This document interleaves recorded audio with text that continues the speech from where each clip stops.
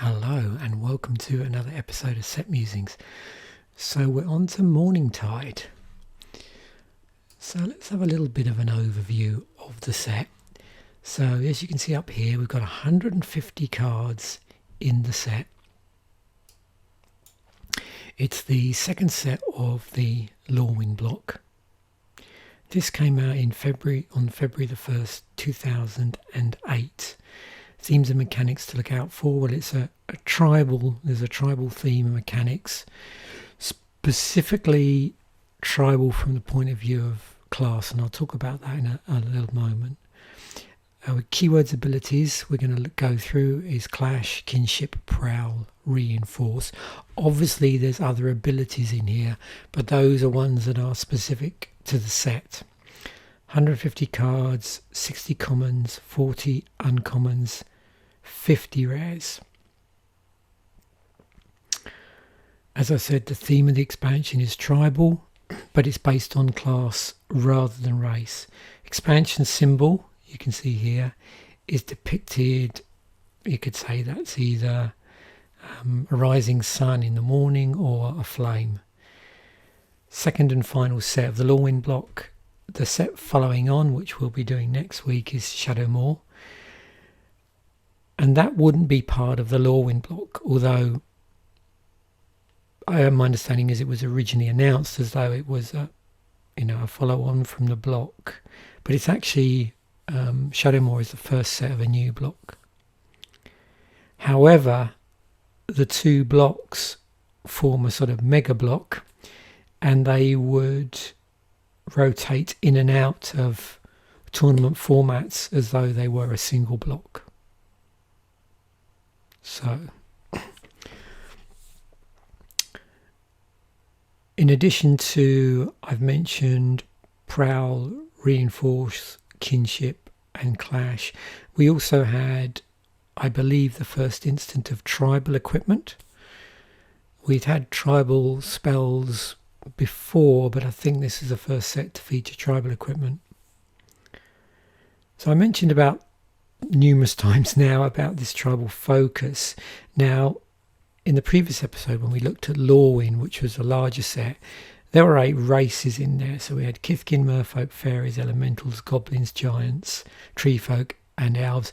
And additionally, there was also Shapeshifters, which, you could argue covered all 8, because Shapeshifters are an everything type in terms of the different races and classes and other things. But with Morningtide, although we still saw those races being present, the shift in terms of thematically and mechanically and how stuff interacted, and you'll notice here you can see the wording on a lot of these is shifting over more to a class perspective. There are still references to races, but you can see we're seeing more references to classes. So things like soldiers, shamans, wizards, warriors and rogues.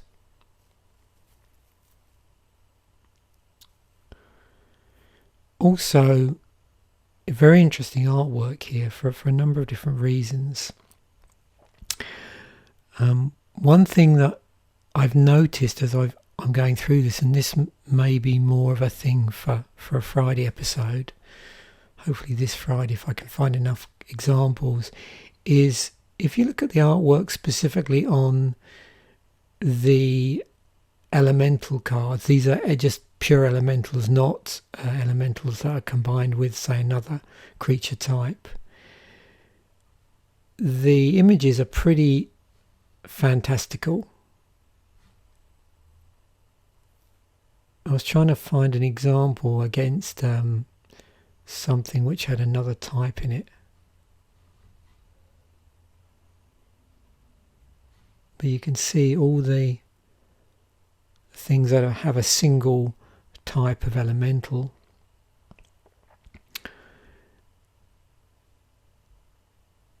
have, I'm trying to think of the name of the type of creature in mythology.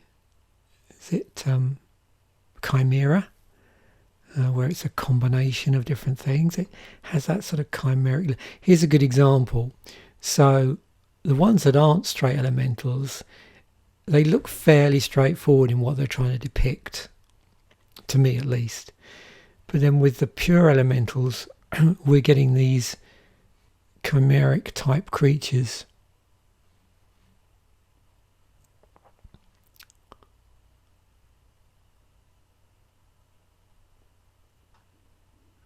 And that's something I'd not really paid a lot of attention to until I was going through some of the actual physical cards, trying to work out what I might do for the artwork episode that tends to go out on a Friday. See, there's another one.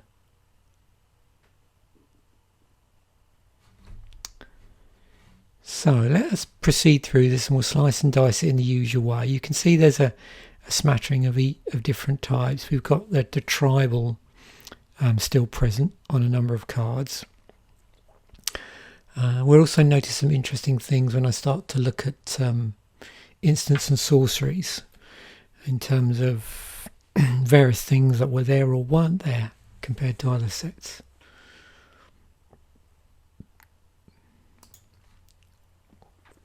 So we have 10 cards which include the type of soldier. You can see mainly in white. We've got a blue, and then we have an artifact, a tribal artifact equipment that actually references soldier.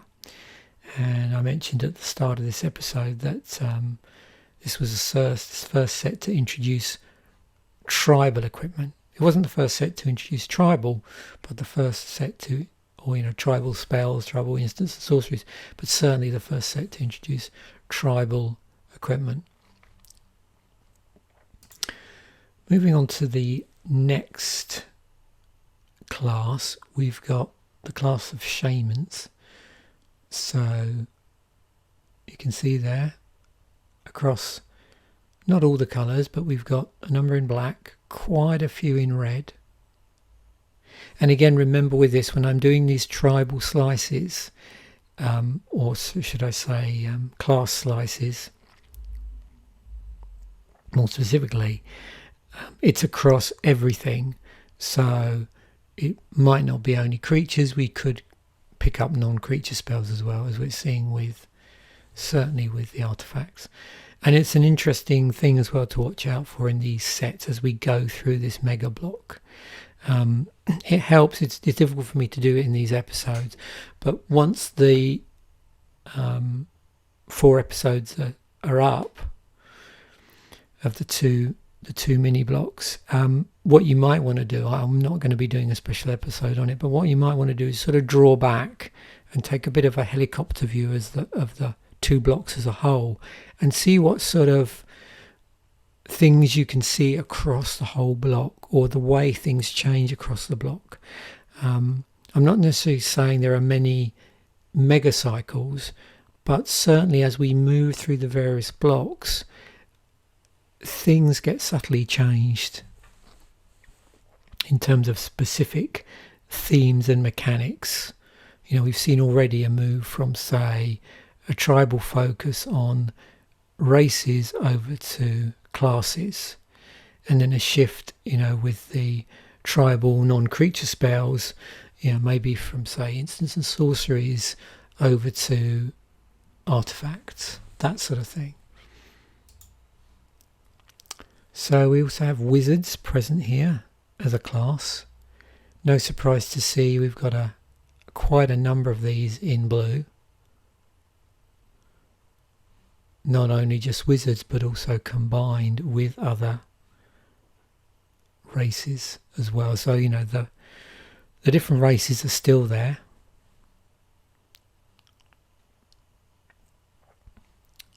Another piece of tribal equipment there. So a couple in white. Got a couple of black creatures here, one of which is a legendary. You can see here as well.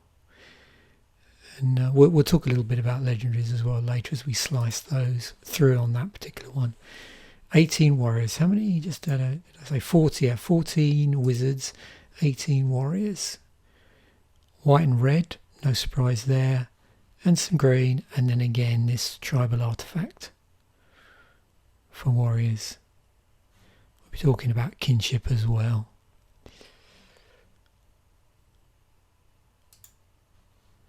Rogues, blue and black. And there's our tribal artifact for rogues.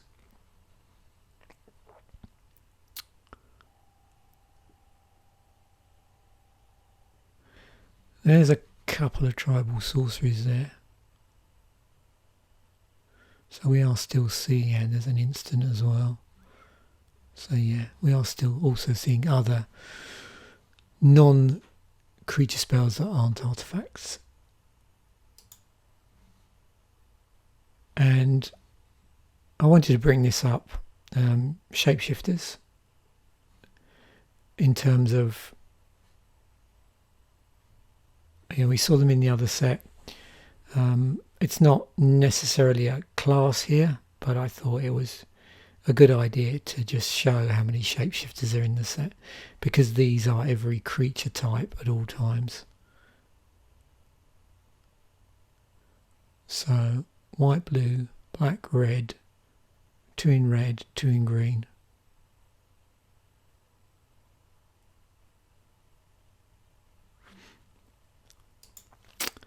And what I've done here is just taken out all of the things we looked at, including shapeshifters. So soldiers, shamans, wizards, warriors, rogues, and shapeshifters. And then just seeing what we've got left that don't fit into those classes. So we have 25 cards. You can see the vast majority of them are in fact, looking at this, are in fact the elementals. But we have a number of elves. Looks like we've got a fairy there, another elf. All the blue ones are elementals. And the white ones, we got some knights and clerics.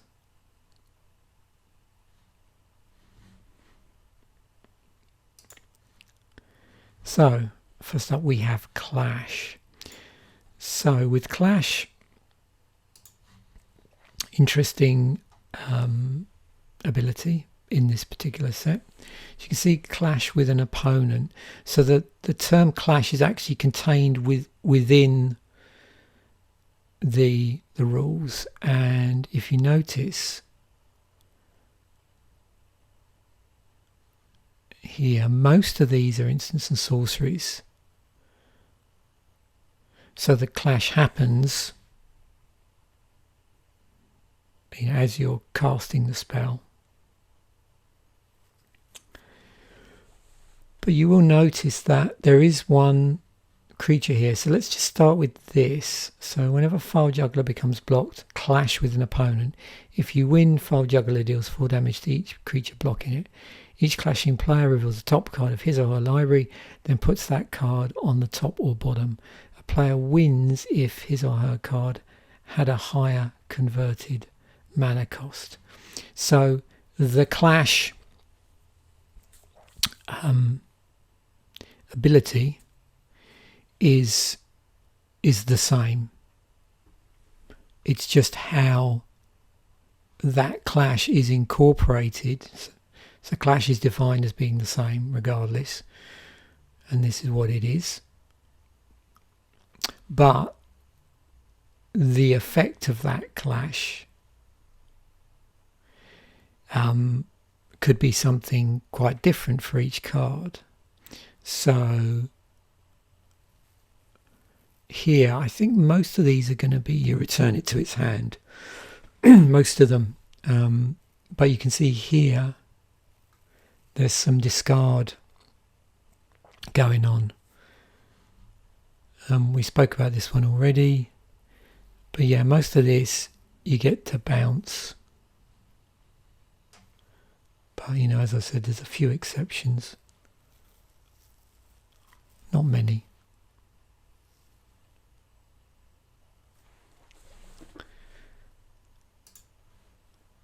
Kinship. So you can see here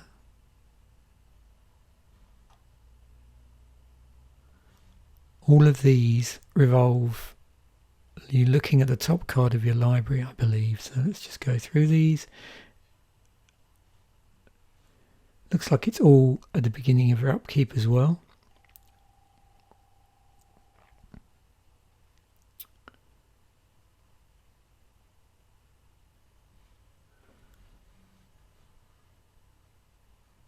And then you're looking to see if it shares a creature type with the card. And again, that's, I believe, the same. It's always good to check this, because sometimes, like we saw in the other one, you do get the odd card that's different. But yeah, that looks like for these it is consistent. But then the effect that produces, you can see, may be different. So here we've got +2/+2 and gains flying and vigilance. This one's life gain. This one looks like mill. Flying, 2 life, loss of 2 life. Discard, +1/+1 until end of turn. 2 damage. What's that called? It's like rummaging type effect. Discard his hand and draws 4 cards. Yeah, I can't remember what that's called. Playing cards without paying its mana cost, +1/+1 counters, and tokens. Interesting. So yeah, the first bit, the kinship itself, is the same. It's what then happens once that, the effect you get as a result of, you know, whether or not it shares a creature type with this particular card. So again, it's sort of encouraging you to build around certain cards which will enhance the probability or improve the probability of this happening. Prowl is another thing. So alternate costs we've got here. So let's use this as a starting point for our template to see how similar this is. Looks like we've got some slightly different wording here in the rules text, but it does look like it is caring about you know, certain types of creature in here, certain classes of creature. You can see that one's rogue, goblins and rogue. But again, yeah, there's a little bit of, oh no. So I thought that was a different thing there. So 5 and 2 blue for knowledge exploitation if you just cast it. And if you do that, you search target opponent's library for an instant or sorcery card. You may play that card without paying its mana cost. Then that player shuffles his or her library. So obviously each one of these has an effect on it, which can be just casted can be cast regularly. Most of these look like they are, well, actually no. Thought for a moment. It is a mixture here. We do have creatures, we do have non-creature spells as well, like sorceries, and do we have any instance? Yeah, we have one there. So quite a few sorceries, few creatures, and then one instance. But we can play this prowl cost as an alternate cost. So for that, so instead of playing 5 and 2 blue, we can pay 3 and a blue. So you may play this for its prowl cost if you dealt combat damage to a player this turn with a rogue. So it's conditional against 2 things. One is whether or not you dealt combat damage, but secondly, what did you do that damage with? What particular type of creature, or more specifically what class of creature I think it is here. Oh no, well, again, it's funny how I have to keep correcting myself as I go along. So in some cases it is, again, flipping back to races in some instances. So you can see with every single one, it does reference a class. But some additionally, and yeah, here we got goblins, and then up here we have fairies, I believe. Where's it gone there? Yeah, it could be a race. So damage, and that damage has to come from a particular type of card.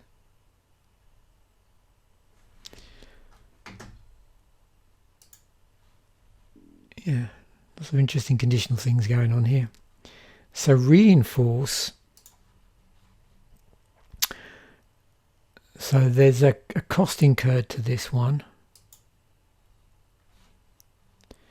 And if we have a look, so reinforce 2. So 2 and a white. Discard this card, put 2 +1/+1 counters on target creature. So the reinforced value ties in with counters. So reinforce X, it's X +1/+1. And for this one, obviously there's an X in this activation cost.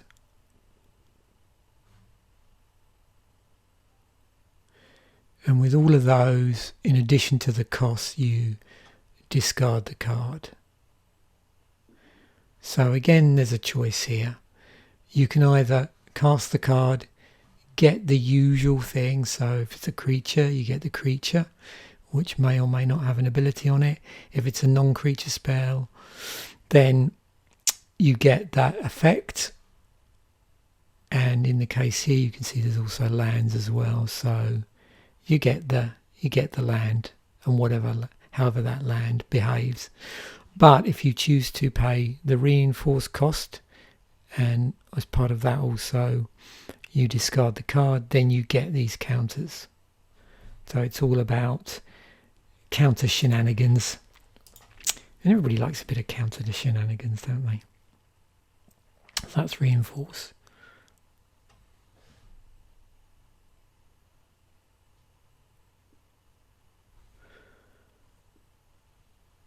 I'm just looking to see if there's anything else that's worth mentioning here.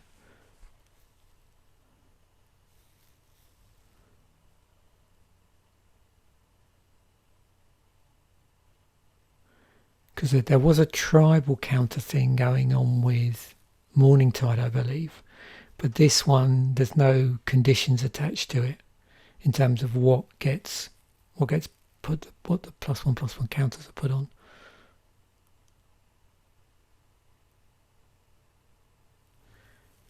And of course, the addition of counters is going to, possibly trigger other effects here. And again, it helps to, draw back and think of the block as a whole, as well as to what things in the other sets might be creating triggers off you placing counters on things. Okay, somehow this always happens. I've accidentally got reinforce in here twice. So there's our tribal artifacts. And this was a cycle. You can see 5 here.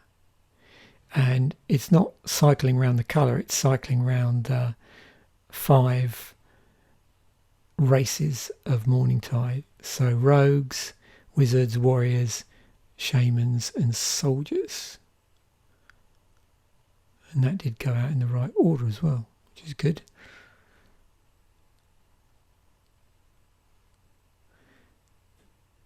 And you can see how that works is whenever a creature of the particular race comes into play, then you get the option to attach it. But you've also got a regular equip cost here as well. And then of course there's a casting cost. Looks like they're all 2 or 3 casting costs. I love the artwork on these, particularly this one. I'll definitely have to talk about this in the Friday video or zoom in on this. I think I've got these 2 that I've pulled possibly. I'm not sure if I have a Thornbite staff. Not sure about that. But I think I'm pretty sure I've got these somewhere in my collection. Either in a deck or in a binder. So we should take a look at these close up. Because as you've noticed, there's a lot of stuff that pops out you just don't notice until you really start to zoom in on the artwork. I don't see anything here, but it'd be interesting. Sometimes things like, carvings on items suddenly pop out. I'm trying to remember if it even might have a foil of this, I'm not sure. Okay, Cyclopanourets. Common creatures with a converted mana cost of 1 and then the colour, and they reduce the casting cost of 2 creature types. So you can see here Kithkin, Soldier, Mofolk, Wizard and Wizard, Goblin and Rogue spells, Elemental and Warrior spells, and Tree Folk and Shaman spells. So we've got both in here, both classes and races.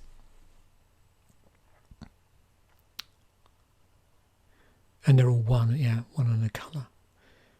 But they're not all 1/1s. 3 of them are. There's a 2/1 and a 1/3. Actually, was there any additional... That one has Reinforce on it. This one has Haste. This one has Island Walk. So yeah, it's the white and green. Don't have anything else apart from that Banneret ability. But the other ones have additional stuff.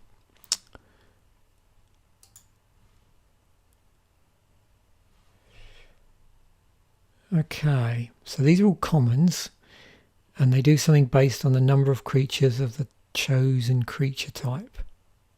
So you get to choose a creature type, so it's not locked in to the card. So they haven't locked it into the classes or races. But of course, and this is dependent on the colour, you're going to get a different effect, which is very much associated with the sort of that sort of colour in terms of the sort of spell you might see. So with white, it's damage prevention. Blue, we've got card draw. Black, we've got sort of -1/-1. So a form of removal of 1/1s or anything with a power of a toughness of 1.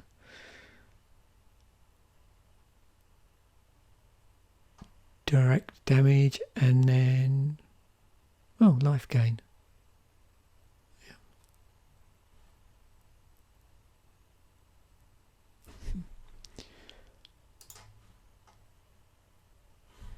So there was a cycle of shapeshifters. You may have noticed that when we looked at shapeshifters generally. So each of them are common. They have the shapeshifter creature type and the changeling ability. Well, it's a shapeshifter, so looks like 2 of them have an activated ability. And this one, well, actually this one as well. But the activation is not through mana, it's through tapping an untapped creature. And then we've got Vigilance on the white one and Trample on the green one, just like static abilities. Cycle of common elementals. They come into play with +1/+1 counters on them. As part of an activated ability, the +1/+1 counters can be removed. And then you get an effect here as a result of doing that. So it's an interesting addition, a way of stapling a spell onto a creature that is not the usual, not an ETB, not an Enter the Battlefield. Again, look at the some of this is the stuff of nightmares.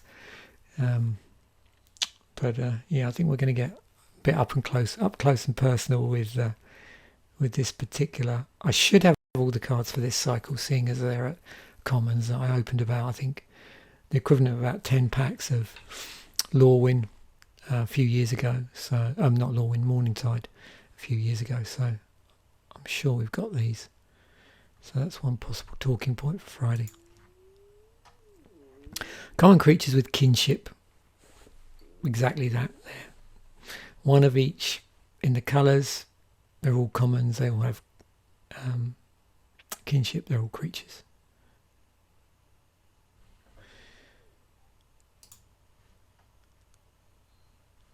It's not a complete cycle here. They're rare creatures. They're, I suppose, the term I've seen used in the article, in the Wikipedia article, is lesser tribal lords. So clerics, knights, you see we've got a couple in white, one in black. This is assassins, which was a big thing in this set. Hopefully it's a big thing in some of the other sets. Druids and archers. So yeah, in respect of the, I'm just seeing, so it looks like it's referencing that's actually right. It references a specific class subtype, all of which are otherwise not strongly supported by the set. What you're supposed to do with them, if that's the case, certainly in draft, is another matter, particularly as they're rare. I'm not sure how many clerics or knights or assassins, druids or archers were available at common. I could probably go back and search, but I don't think I will. Knock yourself out. Let's go on to Scryfall and have a look. Clashback spells. These uncommon spells come back to your hand if you win the clash. So you can see the play on the word flashback there. It doesn't mention it, but yeah. So they're all at uncommon, and they're all non-creature spells. And when they clash, they all bounce back to your hand.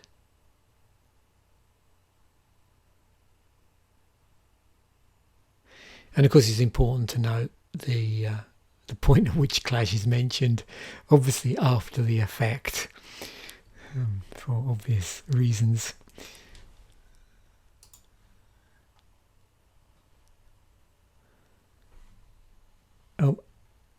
Some tribal counter shenanigans, which we sort of touched on earlier, but you can see his soldier, wizard, rogue, shaman and warrior.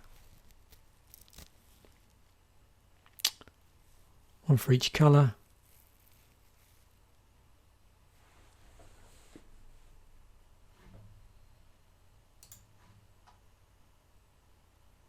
Oh, good old evoke. Uncommon elemental creatures with evoke.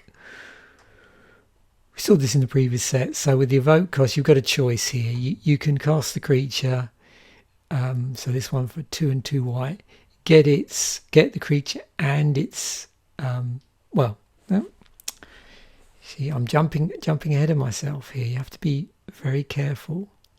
These are leaves play. So the previous evoke creatures we had were enter the battlefield effects.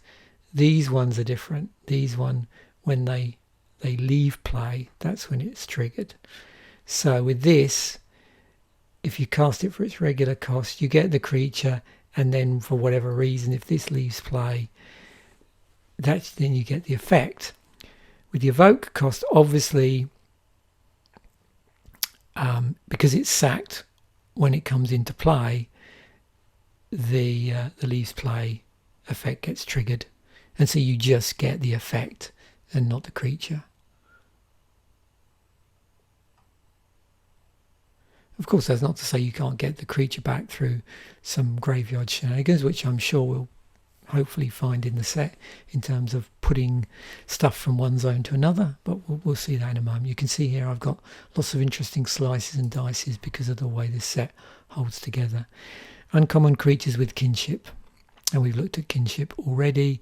And again, when we did, sometimes you notice straight away that because of the relatively few that there are, and with particular rarities, there may well be within that set a subset of cycle, and indeed that's the case with kinship. There is a set of uncommon creatures in there which form a cycle within that pool of kinship cards. Okay.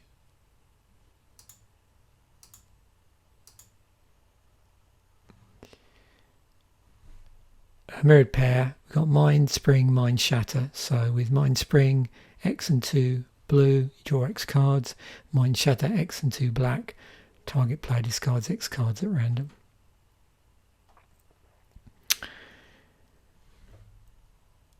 Now, I'm going to talk about Planeswalkers. Before I do, I always just mention, a few things here. So, reprinted cards, Bloodwind Intimidator, Elvish Warrior. We've got some functional reprints in the form of Fencer Clique. Notable cards, and I'm sure we've either seen these or they'll come up in a moment. Bitter Blossom, Mutavault, Spike Bellows, which we've seen already, Revelark. And there's a few cards which feel like functional reprints but aren't. So things like Disperse, Negate, and Pricky Boggart, which are very similar to other cards earlier in Magic's history. So here's our legendaries. There's just 3 of them: Vendilion Click, Marilyn of the Morn Song, Reese the Exiled. So with this Flash Flying, when it comes into play, look at the target player's hand. You may choose a non-land card from it. If you do, that player reveals the chosen card, puts it on the bottom of his library, then draws a card.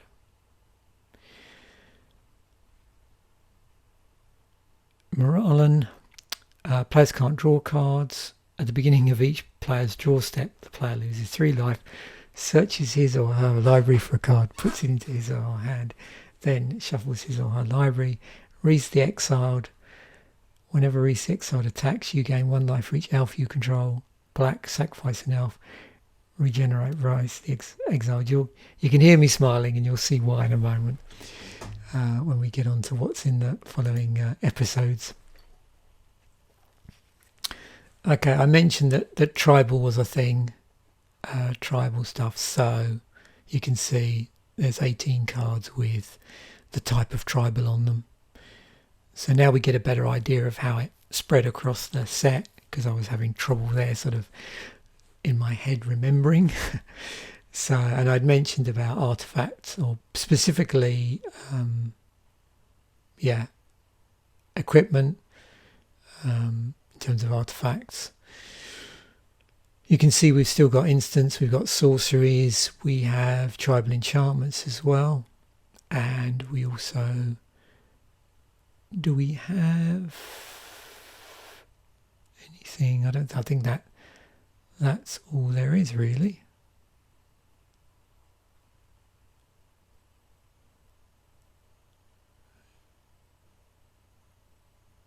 Yep. And obviously, for that to be tribal, they mention the particular tribal aspect of that. And you can see some are classes and some are species.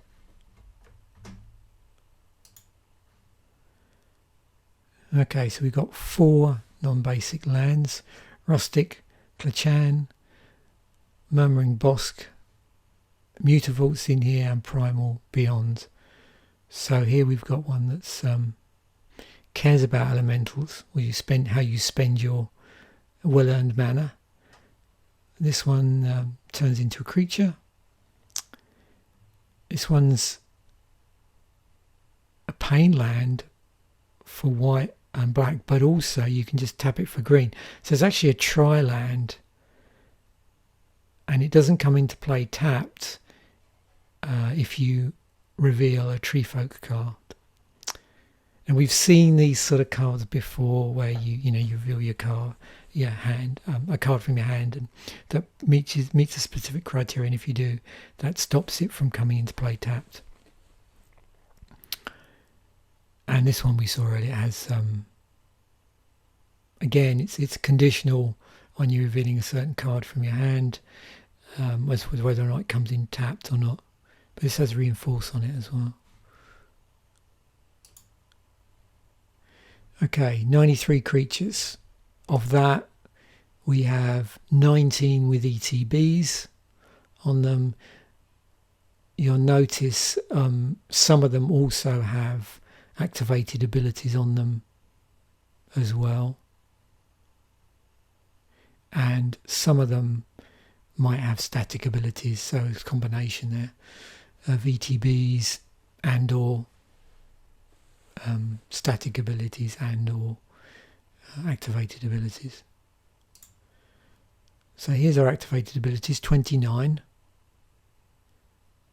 And then these are our static abilities, not including vanilla creatures, obviously. But, take that out. And those are the vanilla. So there's just 2 vanilla creatures in here.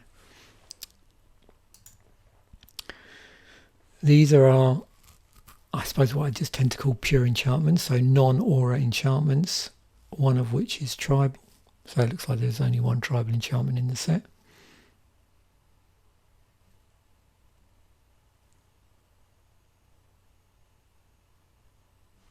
It's an interesting condition on that, how that pans out. These are our auras. So, 3 creatures and 1 land aura.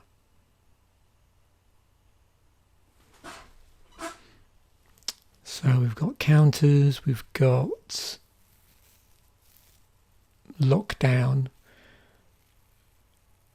we've got blocking and pump. Including a bounce from the graveyard as well, conditional bounce. Door of Destinies. So this would be our only piece of equipment. This is our only pure artifact. So it's an artifact that's not a creature artifact and it's not an equipment artifact. So a single one of those. And in terms of creature artifacts, there are none in the set. None at all. Here's our equipment. And as you saw earlier, this is part of a cycle. So we don't really need to go back through these. Right, 19 instants that do a variety of things, and we will have a look at some classic instants and sorceries type effects in a moment. We have 20 sorceries, some of which have things like prowl on them. You can see there's card draw there. So let's just look at both the instants and sorceries. So there's just a single destruction spell, like a straight destroy spell in the set. Destroy target non-black creature. You put a 1/1 black fairy rogue creature token with flying into play. However, there are some sacrifice type effects. So we've got Warren Weirding. So target player sacks a creature. If a goblin sacrifices this way, that player puts 2 1/1 goblin rogue creature tokens into play, and those tokens gain haste until end of turn. So sack effects are very interesting. In the certain clever things that you can do utility wise. Shard Volley it's an additional cost sacrifice, so there's an additional cost to play. You sack a land, it deals 3 damage to target creature or player, and then Scape Shift, sacrifice any number of lands, search your library for that many land cards, put them into play tapped, then shuffle your library. So it's an interesting tutor effect in green. Okay, so spells that do, or non-creature spells that do damage. So as you'd expect in white, if you're talking about damage, then where it's not like, you know, say a mass removal type thing, then it's going to be this, you know, damage to target attacking or blocking creature. But again, there's this conditional based on the number of permanents you control. And some of these are just, you know, things you get as a result of doing damage. So this one is tokens, where X is the damage dealt to your opponents this turn. And there's a tie into Prowl as well. And you get X/1/1 black fairy creatures with flying, where X, that's where the X comes into play. 1 damage spell here, and with Clash on it. Again, conditional damage here, again in red. You choose a creature type, deals damage to the target creature or player equal to the number of permanents you control of the chosen type. Shard Volley, it's a 3 damage spell, but again it has a condition strapped to it, or additional cost, sorry. We have to sack a land. Lots of interesting damage stuff going on in red, actually. Top 7 cards. Put those onto one of the library in any order. If a card named Stomping Slab was revealed this way, Stomping Slab deals 7 damage to target creature or player. And then we've got an X spell here, so X damage to target creature or player, clash with an opponent. Yep. X and 2 red. So again, it's always interesting to see how those play out in the set and with the set themes. We've got 9 cards that impart something in some way. Life, +2/+2, -4, -0. Life Drain, -1, -1.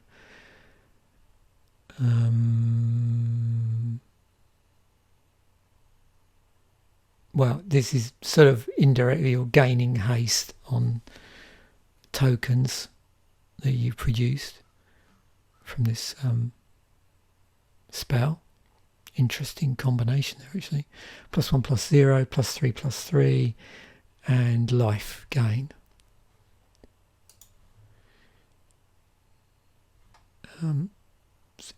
Close to a cycle here, although it's, you know, obviously not. It's just the way it's come out.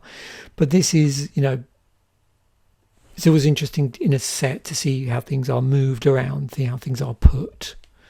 So, you know, stuff from your library to your hand, stuff from your library to the bottom of the library, stuff from the top of the library to the bottom of it, and then, you know, something gets triggered off of that. Stuff from the top of the library, and then those ultimately go off on the bottom, but again you're looking for something to trigger that stuff. And then again, moving stuff from the library into play, but again a condition attached to that. So it's interesting to see how stuff get moved around to different areas in play, different zones and things like that, and the context in which that occurs, and how that might reflect on the themes in the set or not, as the case may be. Bounce. So we got 9 bounce spells, and that's a lot of this is a result of the fact that we've got Clash in here. So Clash is effectively bouncing stuff back to your hand. So you can see a number of these are due to them being Clash cards, but a number aren't. So we've got one here that will get stuff back from the graveyard. So let's have a look. So that's Clash. These are. So is this. Yeah, there's Disperse, and then Grateful Reprise. Yeah, so a couple of graveyard shenanigans and 1 bounce. Oh, counter spells. We've got Negate and Sage's Dowsing. This is conditional. This one only targets non-creature spells. In terms of card draw, conditional draw on permanents. permanent types. It's interesting. Got an X draw spell there, Mind Spring. Straight draw spell on here, but it's stapled onto Clash. So, you get it bounced back to your hand so you can effectively replay it. Sage's Dowsing. Oh yeah, that was a conditional one on Wizards. -4, -0 spell here, but if you control a wizard you get to draw a card. And then this one, if you've paid the prowl cost, you get to draw a card. So yeah, interesting to see how draw manifests itself as well. No tap down in the set. Well, I say no tap down. No tap down through instants and sorceries. Again, there could be tap down on creatures. Okay, here we go. Discard. There's our X discard. Spell, Mind Shatter. Nogging Whack is our hand discard in terms of we select. We look at 3, or the player reveals 3 cards and we choose 2 of them. And that player discards those cards, and then this one is sort of tied in again with Clash. And you did see these earlier, or one of them. Actually, it was already both of them, but for various reasons. I always like to look and see if there's any ones that particularly care about the graveyard in some way. We've got Revive the Fallen, and then Reach of Branches.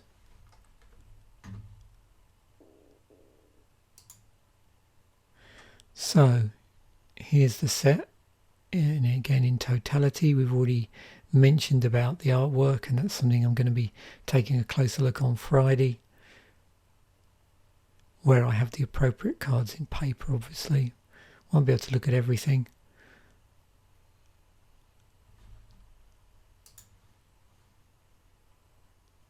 So, prices. We have Bitter Blossom in here. So with Bitter Blossom, at the beginning of your upkeep, you lose 1 life and put 1/1 Black Fairy Rogue creature token with flying into play. $47 in its original form. Reprints have made it go down a little bit in the reprinted version, but not a ton. And you can see we've got things like other special ones like the Box Topper and the Secret Lair drop. We've also got the Judge promo. Marilyn is $19. Remember that card. Door of Destiny's $25. This is a cool card. It's a cool tribal card. Scape Shift. Yeah. $15. It's been reprinted in a core set,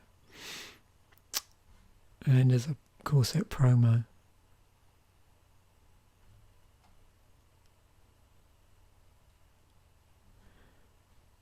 Knowledge Exploitation, only ever printed in Morningtide, 14. Oh, Mutavault. I know this was reprinted in a core set. I was hoping to find a copy of this. I thought I had one, but I couldn't track it down. I might just look through my other. I forgot to look through my booster binder actually.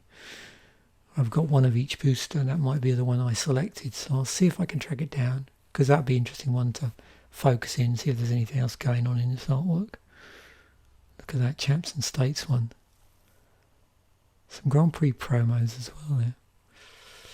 So significantly lower in the M14 one. Thornbite Staff, $14. Primal Beyond, I know I do have a copy of this. It's $11.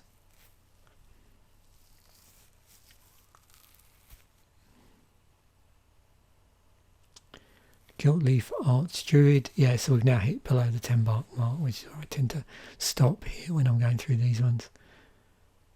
Then we've got Idyllic Tutor, and so Nesvidillion Click. I was wondering where that cropped up. It's been reprinted a few times. It's popular in Modern. It's been done as a Secret Lair drop as well. I don't know how many times this artwork's been used. It was used in the original Modern Masters. I did look through, if you remember way back, I did open a whole box of Modern Masters. It's the only time I've opened a whole booster box. I didn't pull this. Again, I might look through another binder and just see if I can track it down. It could be possibly somewhere else, but I'm pretty sure I didn't pull it. Yeah, and then obviously more EDH centric look. So yeah, Negate is in the set. Idyllic Tutor, search library for enchantment card, reveal it, put it into your hand, then shuffle your library. How many times has that been reprinted? It was reprinted in Tyros Beyond Death.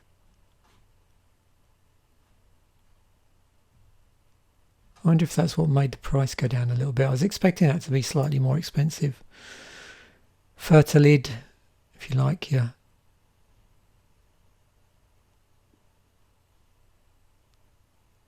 +1/+1 Shenanigans in green. But this thing, because of course you get to search a library for a basic land card and put that into play. So you can see if you were messing around with +1/+1 counters on this card, you could use it to boost the counters and then obviously get more basic land tutoring going on. Door of Destinies, Revel Arc here. You're going to see a few elementals crop up with these evoke type mechanics, like effects on them in EDH. Got Bitter Blossom in here. Oh yeah, there's a Murmuring Bosk. And of course there's a number of fairies and elves here, so I'm assuming they get, includes in fairy and elf tribal, and of course the usual elementals if you're building an elemental deck as well. Okay, so you saw me smile, well you could hear me smile, you didn't see me smile, but you can, it's funny, you can always hear on when people are smiling, or they go from not smiling to smiling, the way their voices change when they're being recorded. So in my card pool for Morningtide, when I'm getting ready for the Commander Durdle episode, there was a certain card which we'll see in a moment. I wanted to just go through the theme decks first of all, just to see what they chose as the rares. So we had battalions. Obviously they're gonna, for this set, they looked around the things like soldiers and the things that were present in the set in terms of the races. So we only have 4 out of the 5, I think, yeah. Which is the missing one, is it? Does it look like wizards are missing? So soldiers,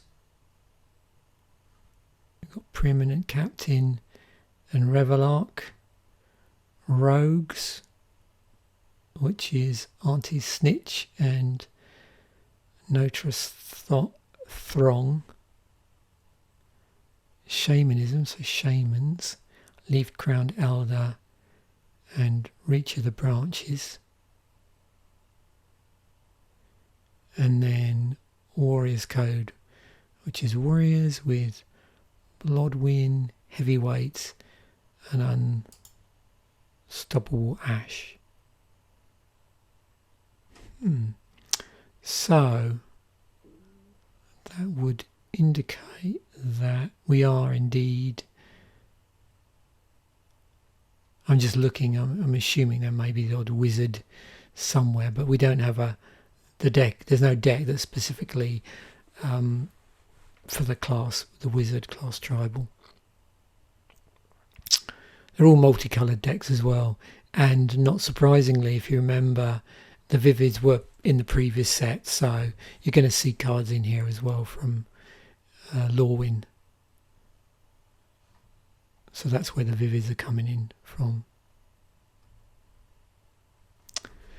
Right, so Wednesday's video, we are going to be featuring, drum roll please, in your own time, internet.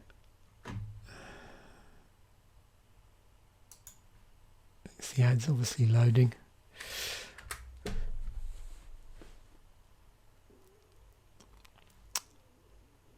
Well, I think you know what it is already. So what happened was, when I opened the virtual packs, we had Marilyn. So our 90 cards, that was our commander. That's the one that oh, that's better. There we go.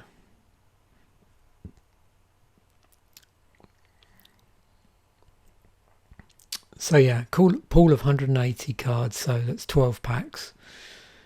I've got a salt sum of 22.55. So you can probably see that this can be a pretty salty commander. So there's a couple of predictable things to do with this commander.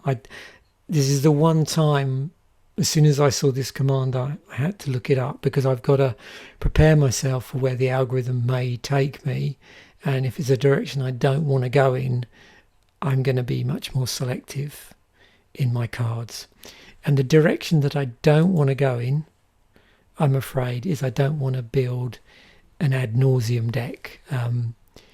This card lends itself very well to like mono black combo, because of the fact that you're obviously losing 3 life, but it allows you to search your library for a card, put it into your hand, then shuffle your library. So it's very easy to build combo pieces. And you know, this in a yeah, if you're building it in a ad nauseum deck, you can see how once you drop Marilyn, you can start looking for your combo pieces, for your ad nauseum, and various other things that you need to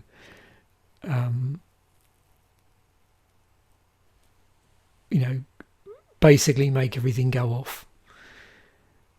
So I'm not going to go down that route. If you look on EDH Rec, you'll find that the vast majority of decks that have Marilyn of the Morn Song are ad nauseum decks.